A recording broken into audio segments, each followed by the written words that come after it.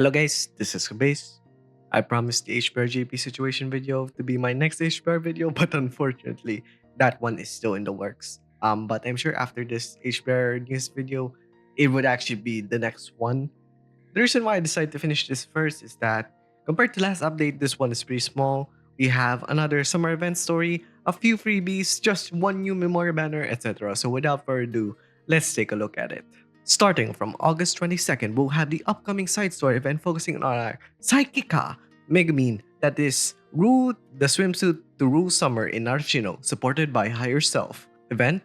And like I said last video, despite the restrictions it will have when it drops, it's highly recommended to read this after completing Chapter 4 Part 2. So, enjoy!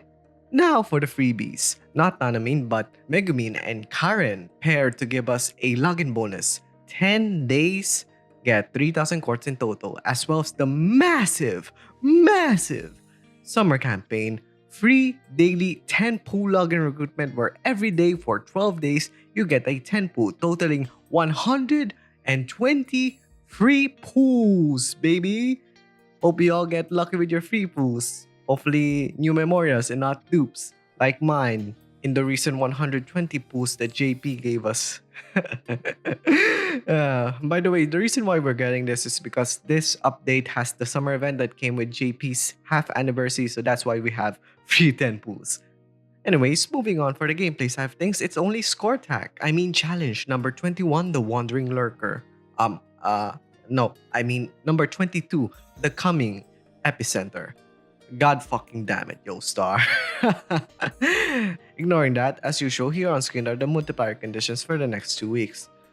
Considering this score tag specifically was 3 weeks in JP, I don't know if they'll only have the condition for the first 2 weeks, but I'll put the third one just in case. My advice about this boss is just to find a way to work around one of its skills that restricts you from switching your memorias every 3 turns. And yeah, that's pretty much it. Now we get to the banners, and thankfully it's just one new Memoria banner with 2 new SS Memorias. First up is Never Ending Summer Megami or Swimsuit Megumin, who is a very versatile Thunder debuffer. Her EX skill is basically the Thunder AoE equivalent of her SS3's single target Fire EX skill. It gives 2 turns of AoE Thunder defense down, an 8 turn large Thunder field, and a 3-hit AoE Thunder attack. So for anyone who already has her SS3, makes this very easy to understand and use. The real standout in her kit for this Memoria is her passive skill. Yes, we have those. No SP required, just don't forget to put it in your skill slot. Boosting her field's potency by an extra 15% from 65% to 80% while also making it permanent. It also works with Fire Field in her SS3, which is nice. In terms of debuffing versatility from her other Memorias, Megami SS5 can also bring single target defense down, AoE expose, and even single target enfeeable, allowing her to contribute to Thunder teams in several ways beyond just fielding. Her LB3 further boosts her defense down potency, partially offsetting the weakness of her EX by applying AoE defense down instead of usually the stronger single target version. Unfortunately, this is specifically one of those memorias where her relevance was hampered by the recent damage formula changes in JP, where they shifted fields from multiplicative scaling to merely additive, with skill enhanced.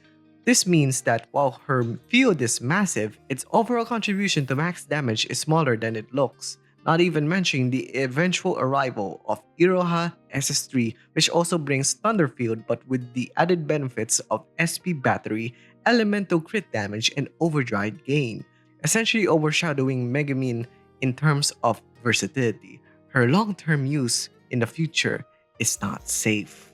Now the other one, Summertide Shark the Reaper, Karen or Swimsuit Karen-chan, is technically a Dark Blaster / Buffer hybrid with a niche use, with her EX skill granting 1-time crit up, 1-time party dark crit damage up, and a 6-hit AoE attack that deals DR damage when hitting weakness. This is the first source of giving dark crit damage in the game because up until now, it was only Yui SS3 who got this buff.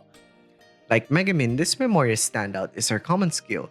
This skill, usable only once unless you use certain Memorias who can increase that skill use, allows her next EX skill to activate twice for the SP cost of just one EX cast. The fact that this is a common skill and is usable to any Karen Memoria, I immediately looked to her recently released Unison to make one of her EX skills easier to cast consecutively. While you can pull for her for just that skill alone, in terms of this actual Memoria, her blaster numbers are pitiful. With weak devastation scaling and with Iroha SS2 once more, will soon provide dark crit damage in a stronger, more flexible package. It's only nice to get her as an off rate with that common skill. She's still safe for that common skill, but not for everything else.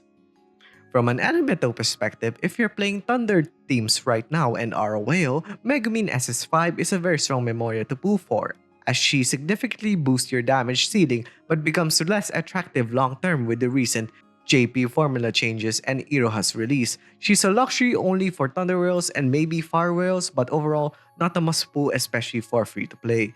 Karen SS4 meanwhile fills a dark buffer niche and carries a unique common skill that we'll see used with her future Memorias, one of which is Tier 0. But while she can be used as a Memoria right now, her common skill is the only thing that will last when it comes to this Memoria. From a general perspective, again, Megumi is only worth it for 2-element whales right now, and for Karen, unless you're specifically chasing for her future potential with her other future Memorias, you can skip on her too, which makes this banner a skip. But as always, if you love the characters, their artworks, especially since there's still swimsuit Memorias of Megumin and Karen, or want their specific abilities, feel free to ignore my advice and pull for them. The last ones I have to mention are the paid summer campaign step up recruitment, which is a skip, the 1.5x SS drop rate summer campaign special recruitment, which is also a skip even if a 4.5% chance is higher than 3%. At best, try your luck in a 10 pool, but that's it. And lastly, the Dark Element feature recruitment, which is also a skip. And yeah, that's it in our video, guys. Please subscribe, hit the notification bell so you won't miss any of my videos, share with a friend, and watch his videos next right here. So yeah, see you guys next time. Bye!